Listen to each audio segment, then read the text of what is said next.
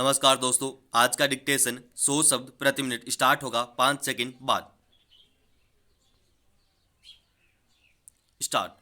अपने देश की संस्कृति के बारे में कहा जाता है कि यहाँ वसुदेव कुटुंबकम की भावना एकदम गहरे तक बैठी हुई है। यही कारण है कि आज भी देश में कई परिवार संयुक्त रूप से रह रहे हैं और एक दूसरे की हर स्थिति और कठिनाई में काम आते हैं।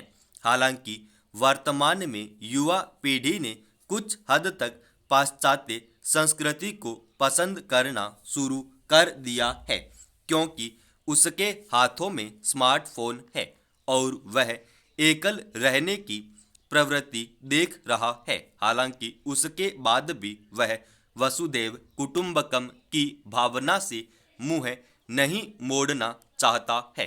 वह स्कूल और कॉलेज के ग्रीष्मावकाश के दौरान अपनी नानी के घर जाना चाहता है और दादा के कंधों पर बैठकर शहर की सैर करना उसे पसंद है, लेकिन पढ़ाई का बोझ उसे इन सभी से दूर करने के लिए आमादा है।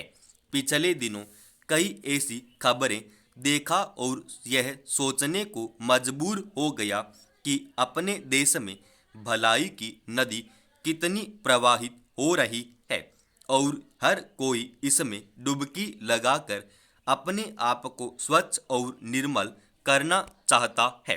हाल के दिनों में ऐसे कई उदाहरण सामने आए जिसमें किसी व्यक्ति ने अस्पताल में जगह दिलाने में किसी मरीज की मदद की तो किसी ने ऑक्सीजन मुहैया कराने के लिए पूरा जोर लगा दिया।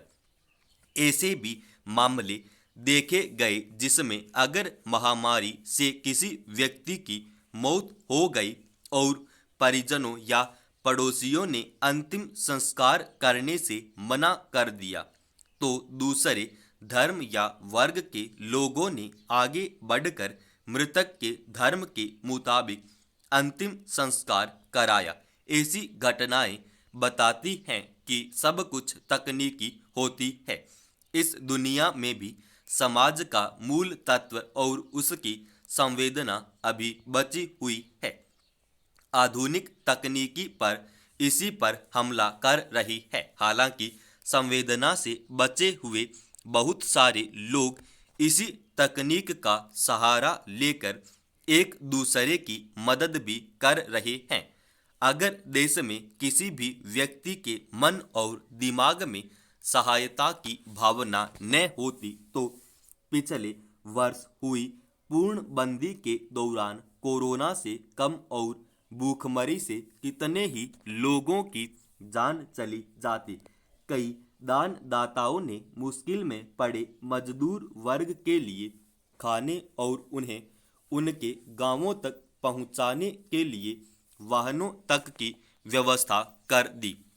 यह सही है कि सरकारी स्तर पर भी कुछ व्यवस्थाएं की गई थी, लेकिन इस तरह की व्यवस्था एक सीमा तक ही सीमित होती है। आम लोगों के बीच से खड़े हुए दानदाताओं ने हर आदमी की मदद कर यह जता दिया था कि भारत में कुछ लोग भूखे उठते जरूर हैं, लेकिन भूखे सोते नहीं हैं। सहायता करने की भावना कहीं किसी किताब को पढ़ने और धारावाहिक देखने से नहीं आती है। यह भावना हमारे मनोविज्ञान में समाई हुई है, जिसकी बुनियाद हमारे परिवार और समाज के आस पड़ोस से पड़ती है। इसलिए जब घर में नवजात पैदा होता है तो उसके परिवार के सदस्य मानवीय संस्कारों की घुट्टी पिलाते हैं ताकि उसका असर उसके जीवन भर रहे। जिस संस्कृति में माता पिता दोनों नौकरी पेशा होते हैं तो उसमें बच्चे की देखभाल और उसके भीतर संवेदनात्मक विकास के लिए जरूरी और पर्याप्त व्यवस्था पर ध्यान नहीं दिया जाता है। हालांकि यह व्यवस्था आज हमारे देश में भी जोर पकड़ रही है। उसके बाद भी ऐसे तमाम परिवार हैं जिनमें बच्चे को दादा दादी और नाना नानी ही संभाल कर बड़ा करते हैं।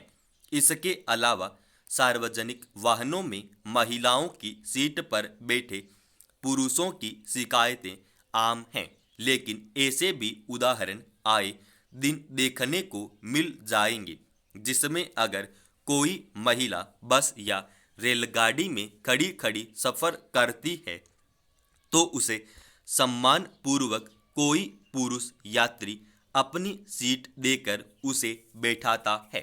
गर्मी के इस मौसम में आज बहुत सारे घरों की मुंडेर पर पक्षियों के लिए पानी का पालसिया रखा हुआ दिख जाएगा और पशुओं के लिए भी कहीं न कहीं पर भोजन डाला जाता है।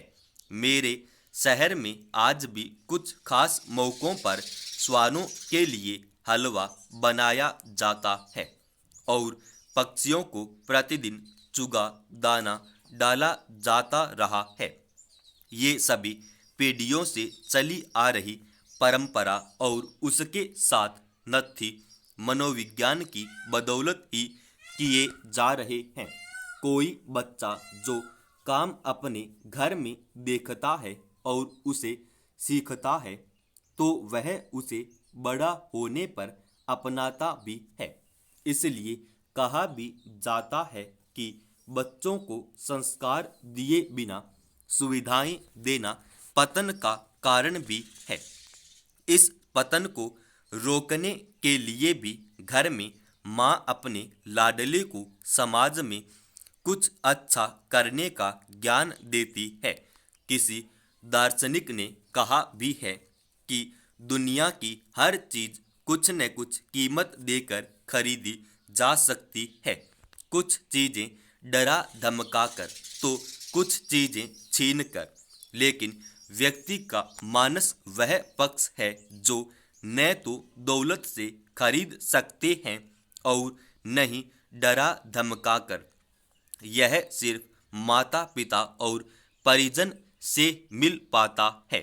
बच्चे को क्या सिखाकर कैसा बनाना है, क्या सीखने से उसे बचाना है, उसके सोचने समझने और विवेक का ढांचा कैसा बनाना है, यह बच्चों के माता पिता पर काफी हद तक निर्भर करता है। वर्तमान समय संकटों से भरा हुआ है। पूरा देश महामारी से लड़ रहा है। विपत्ति ने पूरे राष्ट्र को अपनी भुजाओं में जकड़ लिया है। यह समय घुटने टेकने का नहीं है, बल्कि धैर्य और साहस से विपत्ति का प्रतिकार करने का है। संकट के सामने यदि हम झुक गए तो हम और अधिक कमजोर हो जाएंगे। इस समय धैर्य की खुराक लेने की आवश्यकता है। धैर्य ही हमें विजेता बनाएगा। धैर्य से लिए गए निर्णय परिणामदायी होंगे। नकारात्मकता हमारे ऊपर हावी नहीं होगी। हम भीतर से कमजोर भी नहीं होंगे। यदि हमने धैर्य का साथ खो दिया तो हम आधी लड़ाई यूं ही हार जाएंगे। यदि हमें महामारी से जीतना है तो पहले अपने भीतर धैर्य को जगाना होगा। धैर्य होगा तो अनुशासन पैदा होगा, सकारात्मक भाव जागेंगे। उसके बाद ही हम इस लड़ाई को जीत पाएंगे। हमें सकारात्मक शक्ति को बढ़ाना ही होगा। विचारों में नकारात्मकता को आने से रोकना होगा। नकारात्मकता धैर्य के कदमों को आगे बढ़ने से रोकती है। समाप्त।